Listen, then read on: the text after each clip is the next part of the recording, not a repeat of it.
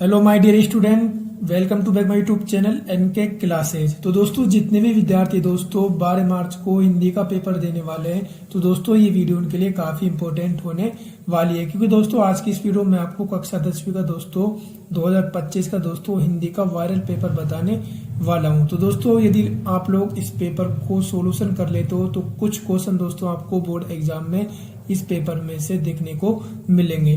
दोस्तों, जो भी मैं आपको इस पेपर में क्वेश्चन बताऊंगा दोस्तों, वो सारे क्वेश्चन आपको बोर्ड एग्जाम के लिए इंपॉर्टेंट होने वाले हैं। तो दोस्तों, आपको इस वीडियो को मिस नहीं करना है। वीडियो को दोस्तों आपको अंत तक देखना है और इस वीडियो को आपको अपने दोस्तों के साथ शेयर जरूर करना है। यदि दोस्तों आप हिंदी में 80 में से 80 नंबर लाना चाहते हैं तो दोस्तों इस पेपर को आपको जरूर सोल्यूशन करना है। कुछ इंपॉर्टेंट क्वेश्चन दोस्तों आपको इस पेपर में से 2025 में दोस्तों 12 मार्च को देखने को मिलेंगे। तो चलिए दोस्तों, हम वीडियो को स्टार्ट करते हैं। तो दोस्तों, जो आपका हिंदी का पेपर होगा उसमें सबसे पहले आपसे दोस्तों खंड आ पूछा जाएगा। क्या पूछा जाएगा दोस्तों? खंड आ। और खंड आ में दोस्तों आपसे 12 क्वेश्चन पूछे जाएंगे दोस्तों वस्तुनिष्ठ प्रश्न। ये आपके दोस्तों 1 नंबर के 12 क्वेश्चन पूछे जाएंगे, एक नंबर के। तो चलिए दोस्तों, खंड आ का पहला क्वेश्चन देखते हैं आपका दोस्तों कि निम्नलिखित वस्तुनिष्ठ प्रश्नों के उत्तर अपनी उत्तर पुस्तिका में आपको दोस्तों लिखना है। तो दोस्तों, पहले क्वेश्चन का पहला देखिए दोस्तों आपका कि गर्म दूध पीना लाभदायक होता है में कौन सा विशेषण है। 4 ऑप्शन है दोस्तों आपके पास, आपको बताना है कि गर्म दूध पीना लाभदायक होता है में कौन सा विशेषण है। तो दोस्तों, इसका आपका राइट आंसर क्या हो जाएगा? गुणवाचक विशेषण। तो इसका ऑप्शन बी आपका करेक्ट आंसर हो जाएगा। तो दोस्तों, अभी तक आपने हमारे चैनल को सब्सक्राइब नहीं किया तो प्लीज चैनल को सब्सक्राइब करें और वीडियो को लाइक करें। और इस वीडियो को दोस्तों आपको अपने दोस्तों के साथ शेयर जरूर करना है ताकि वो भी दोस्तों इस पेपर का सोल्यूशन कर सके। उसके बाद दोस्तों सेकंड क्वेश्चन देखिए और दोस्तों आपको कमेंट करके बताना है कि इस पेपर में से कितने क्वेश्चन आपको आते हैं। तो सेकंड क्वेश्चन देखिए कि मोहन ने अविनाश को पढ़ाया वाक्य में कौन सी क्रिया है। तो दोस्तों 4 ऑप्शन है, आपको बताना है कि वाक्य में कौन सी क्रिया है। तो दोस्तों, इसका आपका राइट आंसर क्या हो जाएगा दोस्तों? वाक्य में कौन सी क्रिया है दोस्तों? सकर्मक क्रिया है। तो इसको ऑप्शन दे आपका करेक्ट आंसर हो जाएगा। उसके बाद नेक्स्ट क्वेश्चन देखिए दोस्तों आपका कि गोपियों ने कृष्ण को सच्चे प्रेमी के स्थान पर किसकी उपमा दी है। तो दोस्तों 4 ऑप्शन है। तो दोस्तों, इसका आपका राइट आंसर क्या हो जाएगा? कुटिल राजनीतिज्ञ है। तो इसको ऑप्शन ए आपका करेक्ट आंसर हो जाएगा। उसके बाद नेक्स्ट क्वेश्चन की ओर बढ़ते हैं हम दोस्तों। नेक्स्ट क्वेश्चन देखिए आपका कि फसलें किसके अमृत भरे प्रभाव से सींच कर पुष्ट हुई है। 4 ऑप्शन है दोस्तों, बादलों के, तालाब के, नदियों के, नहरों के। तो दोस्तों, इसका आपका राइट आंसर क्या हो जाएगा? नदियों के। तो इसका ऑप्शन से आपका करेक्ट आंसर हो जाएगा। अब नेक्स्ट क्वेश्चन की बात करते हैं दोस्तों, हम देखिए कि सुनी रिसाई कहे ब्रह्कु कल केतु पंक्ति में ब्रह्कु कुल केतु किसे कहा गया है। 4 ऑप्शन है दोस्तों, राम को, परशुराम को, सीता को, विश्वामित्र को। तो दोस्तों, इसका आपका राइट आंसर क्या हो जाएगा? परशुराम को। तो इसका ऑप्शन बी आपका करेक्ट आंसर हो जाएगा। फिर नेक्स्ट क्वेश्चन देखिए दोस्तों कि अट नहीं रही है कविता किस महीने की मादकता को प्रकट कर रही है। 4 ऑप्शन है दोस्तों आपके पास, फाल्गुन, श्रावण, चैत्र, आषाढ़। तो दोस्तों, इसका आपका राइट आंसर क्या हो जाएगा दोस्तों? इसका आपका राइट आंसर हो जाएगा फाल्गुन। तो इसका ऑप्शन ए आपका करेक्ट आंसर हो जाएगा। तो दोस्तों, अभी तक आपने हमारे चैनल को सब्सक्राइब नहीं किया तो प्लीज चैनल को सब्सक्राइब करें और वीडियो को लाइक दोस्तों आपको जरूर करना है। उसके बाद नेक्स्ट क्वेश्चन देखिए आपका दोस्तों कि लेखक ने किस क्लास की टिकट खरीद कर रेल यात्रा की। 4th क्लास की, 2nd क्लास की, 3rd क्लास की या 1st क्लास की। तो दोस्तों, इसका आपका राइट आंसर क्या हो जाएगा? 2nd क्लास की। तो इसका ऑप्शन बी आपका एकदम करेक्ट आंसर हो जाएगा। फिर नेक्स्ट क्वेश्चन देखिए आपका कि लेखिका मनु भंडारी के पिता ने रसोई को क्या कहकर संबोधित किया। तो दोस्तों 4 ऑप्शन है। पहला ऑप्शन है आपका रसोई घर, भटियार खाना, भट्टी, तपन घर। तो दोस्तों, इसका आपका राइट आंसर क्या हो जाएगा? भटियार खाना। तो इसका ऑप्शन बी आपका करेक्ट आंसर हो जाएगा। उसके बाद नेक्स्ट क्वेश्चन की ओर बढ़ते हैं दोस्तों कि कौन डबल रोटी के सूखे टुकड़े स्वयं ने खाकर दूसरों को खिला देता था। 4 ऑप्शन है दोस्तों, Mahatma Gandhi, Lenin, Siddhartha, Karl Marx. तो दोस्तों, इसका आपका ऑप्शन बी आपका करेक्ट आंसर हो जाएगा लेनिन। तो इसका ऑप्शन बी आपका एकदम करेक्ट आंसर हो जाएगा। उसके बाद नेक्स्ट क्वेश्चन देखिए दोस्तों कि बाल गोविंद भगत अपने खेत की पैदावार कहाँ ले जाते थे? मंडी, कबीरपंथी मठ, बाजार और सरकारी गोदाम। तो दोस्तों इसका आपका राइट आंसर क्या हो जाएगा? कबीरपंथी मठ। तो इसको ऑप्शन बी आपका करेक्ट आंसर हो जाएगा। उसके बाद नेक्स्ट क्वेश्चन की ओर बढ़ते हैं दोस्तों, कि सांप से डरकर भोलानाथ ने कहाँ शरण ली? पिताजी के पास, माता के आंचल में, मित्र के घर, विद्यालय में। तो दोस्तों इसका आपका राइट आंसर क्या हो जाएगा? माता के आंचल में। तो इसको ऑप्शन बी आपका करेक्ट आंसर हो जाएगा। फिर नेक्स्ट क्वेश्चन देखिए दोस्तों आपका, कि मैं क्या लिखता हूँ इस प्रश्न का संबंध है लेखक के शारीरिक जीवन से, लेखक के नैतिक जीवन से, लेखक के आंतरिक जीवन से, लेखक के सामाजिक जीवन से। तो दोस्तों इसका आपका राइट आंसर क्या हो जाएगा? लेखक के आंतरिक जीवन से। तो दोस्तों खंड ए में आपसे दोस्तों एमसीक्यू क्वेश्चन पूछे जाते हैं, 12 नंबर के दोस्तों 12 क्वेश्चन पूछे जाते हैं। अब बात करते हैं दोस्तों आपके सेकंड क्वेश्चन की। सेकंड क्वेश्चन देखते हैं दोस्तों, सेकंड क्वेश्चन क्या पूछा जाता है? सेकंड क्वेश्चन आपसे दोस्तों पूछा जाता है कि रिक्त स्थानों की पूर्ति कीजिए। तो दोस्तों सेकंड क्वेश्चन का आपका पहला क्वेश्चन देखिए। पहला क्वेश्चन क्या कहता है कि जिस क्रिया में 2 कर्म प्रयुक्त होते हैं उसे क्रिया कहते हैं। तो दोस्तों उसे क्या कहते हैं? द्विकर्मक क्रिया कहते हैं। तो इसमें आ जाएगा आपका द्विकर्मक क्रिया कहते हैं। उसके बाद दोस्तों नेक्स्ट देखिए आपका, कि एविकारी शब्द को ही कहते हैं। तो दोस्तों एविकारी शब्द को क्या कहते हैं दोस्तों? अव्यय कहते हैं। तो इसमें आ जाएगा आपका अव्यय।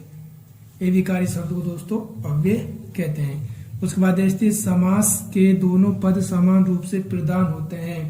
तो दोस्तों इसमें आ जाएगा आपका द्वंद्व समास। क्या आ जाएगा दोस्तों आपका? द्वंद्व समास के दोनों पद समान रूप से दोस्तों प्रदान होते हैं। फिर नेक्स्ट देखिए, संज्ञा सर्वनाम क्रिया या अव्यय शब्दों के साथ जोड़कर विशेषण बनाए जाते हैं। तो दोस्तों इसमें आपका क्या आ जाएगा? प्रत्यय। क्या आ जाएगा दोस्तों आपका? प्रत्यय।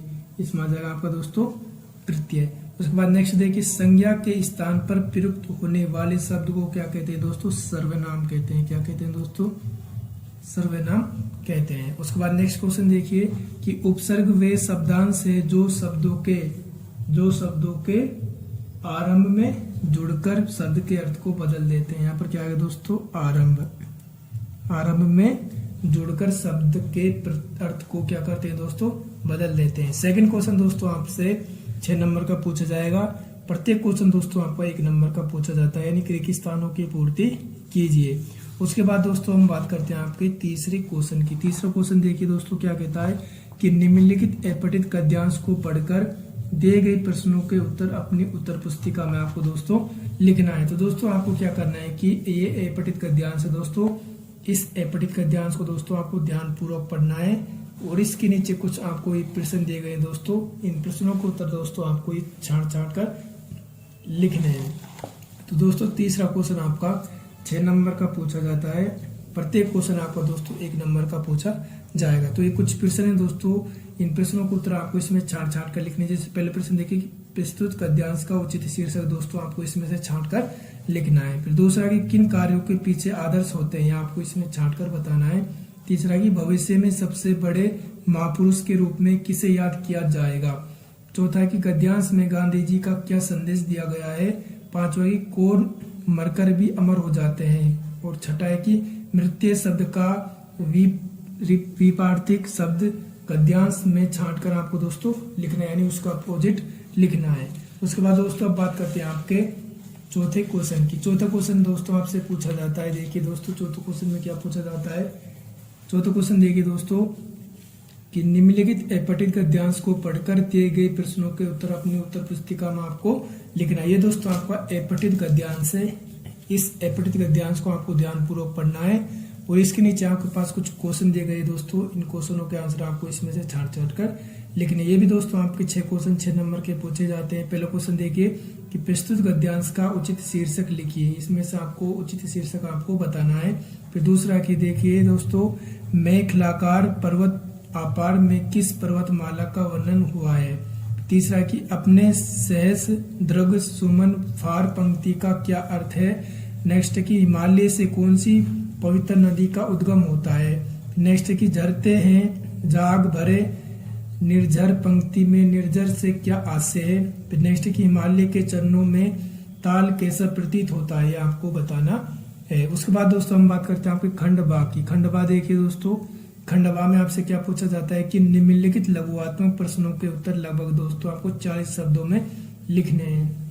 पांचों क्वेश्चन देखिए इसमें दोस्तों खंड बा का कि मजहब के प्रति समर्पित बिस्मिल्लाह खां काशी से बाहर होने पर बाबा विश्वनाथ के प्रति अपनी श्रद्धा किस प्रकार व्यक्त करते थे, यह आपको बताने आपको 2 नंबर का प्रश्न पूछा जाता है। फिर छठा देखिए कि लेखक किस बात से भयभीत है, आप उसके भय को दूर करने के लिए क्या सुझाव देना उचित समझेंगे, तो ये भी आपको दोस्तों 2 नंबर का पूछा जाता है। उसके बाद नेक्स्ट क्वेश्चन देखिए दोस्तों कि राम लक्ष्मण परशुराम संवाद पाठ में किन जीवन मूल्यों को अपनाने का संकेत किया गया है, यह आपको 2 नंबर का पूछा जाता है। फिर 8वां प्रश्न देखिए क्रोध पर विनय और व्यंग्य का अलग प्रभाव कैसे पड़ता है, राम लक्ष्मण परशुराम संवाद के आधार पर आपको दोस्तों स्पष्ट करना है।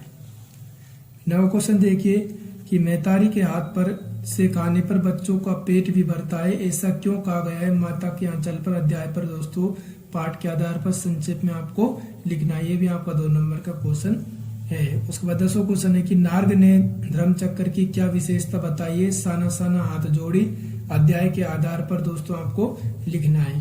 फिर 11वां क्वेश्चन देखिए कि सब कुछ होम कर देना मुहावरे का अर्थ बताते हुए दोस्तों वाक्य में प्रयोग करना है। 11वां क्वेश्चन आपको दोस्तों 2 नंबर का पूछा जाता है। अब बात करते हैं दोस्तों आपके खंड सा की। खंड सा देखिए दोस्तों, खंड सा की बात करते हैं। 12वां क्वेश्चन देखिए कि निम्नलिखित पठित गद्यांश को ध्यानपूर्वक पढ़कर पूछे गए प्रश्नों को उत्तर अपनी उत्तर पुस्तिका में आपको लिखना है। ये दोस्तों आपको बुक से पूछा जाता है पठित गद्यांश। इस पठित गद्यांश को दोस्तों आपको ध्यानपूर्वक पढ़ना है और इसके नीचे कुछ क्वेश्चन दिए गए दोस्तों, इन क्वेश्चनों को आंसर आपको छांट कर लिखना है। उसके बाद दोस्तों इसके अथवा में भी दिया गया है, तो दोनों में से आप कोई एक कर सकते हो जो भी आपको आता हो। उसके बाद दोस्तों 13वां क्वेश्चन देखिए कि प्रस्तुत पठित गद्यांश को पढ़कर दिए गए प्रश्नों के उत्तर लिखिए। तो दोस्तों ये भी आपका दोस्तों क्या है दोस्तों, ये आपका दोस्तों पठित पद्यांश है। तो 2 दिए गए हैं दोस्तों, दोनों में से आप कोई भी एक कर सकते हो, यहाँ पर 4 नंबर का पूछा जाता है। अब आपके दोस्तों नेक्स्ट क्वेश्चन की हम बात करते हैं। नेक्स्ट क्वेश्चन देखिए आपका दोस्तों, नेक्स्ट क्वेश्चन क्या पूछा गया, 14वां क्वेश्चन देखिए कि नेताजी का चश्मा पाठ के आधार पर बताइए कि सेनानी ने होते हुए भी चश्मे वाले को लोग कैप्टन क्यों कहते थे, यह आपका 3 नंबर का पूछा जाएगा दोस्तों। और इसके अथवा में आपसे पूछा गया है कि नवाब साहब ने अपने खानदानी रसोई होने का भाव किस प्रकार प्रकट किया है, लखनवी अंदाज व्यंग्य लेख के आधार पर दोस्तों आपको लिखना है। तो दोनों में से आप कोई एक कर सकते हो जो भी आपको आता हो। 15वां क्वेश्चन देखिए कि फसल को हाथों के स्पर्श की गरिमा और महिमा कहकर कवि क्या व्यक्त करना चाहता है, यह आपका दोस्तों 3 नंबर का प्रश्न पूछा जाता है। और इसके अथवा में पूछा गया है कि संगतकार के माध्यम से कवि किस प्रकार के व्यक्तियों की ओर संकेत करना चाह रहा है। अब बात करते हैं दोस्तों आपके खंडदा की। खंडदा है दोस्तों आपके पेपर में खंडदा पूछा जाता है। इसमें 16 क्वेश्चन देखिए। कवि मंगलेश डबराल का जीवन परिचय संक्षेप में दोस्तों आपको लिखना है, यहाँ पर 4 नंबर का पूछा जाता है। और इसके अथवा में दोस्तों देखिए कि रामवृक्ष बेनीपुर का जीवन एवं कृतित्व परिचय संक्षेप में आपको दोस्तों लिखना। दोनों में से आप कोई एक कवि का परिचय लिख सकते हो जो भी आपको आता हो, 4 नंबर का आपको पूछा जाता है। 17वां क्वेश्चन देखिए माता का आंचल पाठ में भोलानाथ द्वारा चूहे के बिल में पानी डालना बच्चों की किस मनोवृत्ता को प्रकट करता है, क्या ये उचित है। और इसके अथवा में दिया गया है दोस्तों लेखक के अनुसार प्रत्यक्ष अनुभव की अपेक्षा अनुभूति उनके लेखन